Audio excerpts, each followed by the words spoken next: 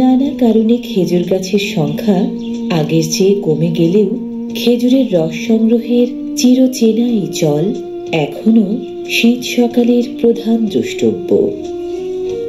প্রতিটি গাছ থেকে গাছিরা পান প্রায় 4 থেকে 6 লিটার রস। ঘন কুয়াশার হিমহিম দখলদারির মাঝে নানা জায়গার গাছ থেকে গাছিরা এভাবে হাঁড়ি হাঁড়ি রস সংগ্রহ করেন অগ্রহায়ণ থেকে ফাল্গুন মাস পর্যন্ত।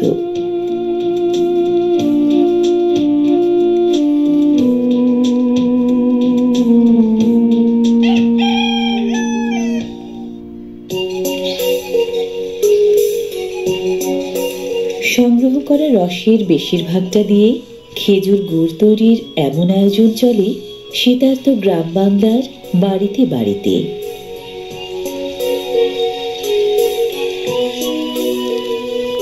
আখানা বাঁধার উপযোগী সাধারণত হয় 2.5 থেকে 3.5 ঘন্টার মাথায়।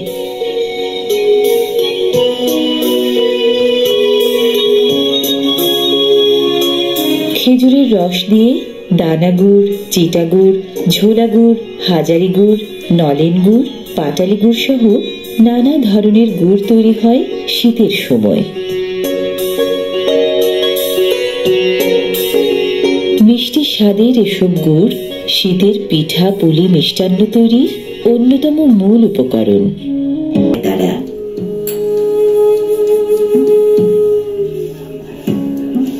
শীতের ঠান্ডা সইতে গায়ে চড়াতে হয় বাড়তি কাপড়।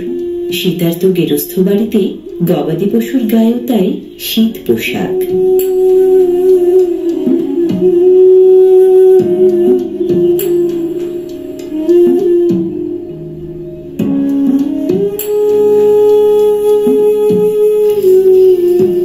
সাত সকালে শুধু শীত পোশাকে শীত মানে না, উঠোনে তাই ঘর বিচালি জেলে আগুনের ওম নেয়া।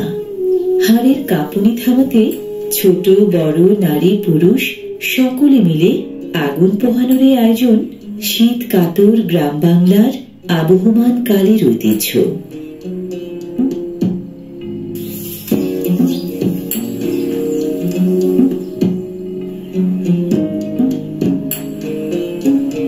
গাঁয়ের কর্মিষ্ঠ মানুষজন জীবন জীবিকার প্রয়োজনে শীত সকালের হিমহিম ঠান্ডা গা করেন না, কুয়াশা ভেদ করে ছুটে চলেন যে যার কাজে।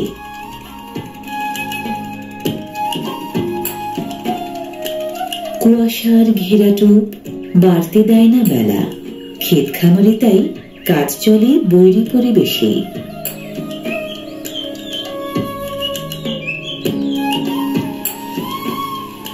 সাত সকালে হাঁস বাহিনীও জোর কদমে ছোটে সেনা দলের মতো।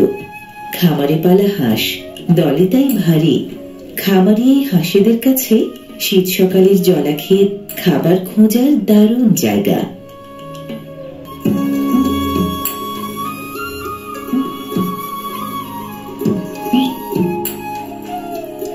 শীতকাল নানা রকম রবি শস্যের পয়মন্ত মৌসুম।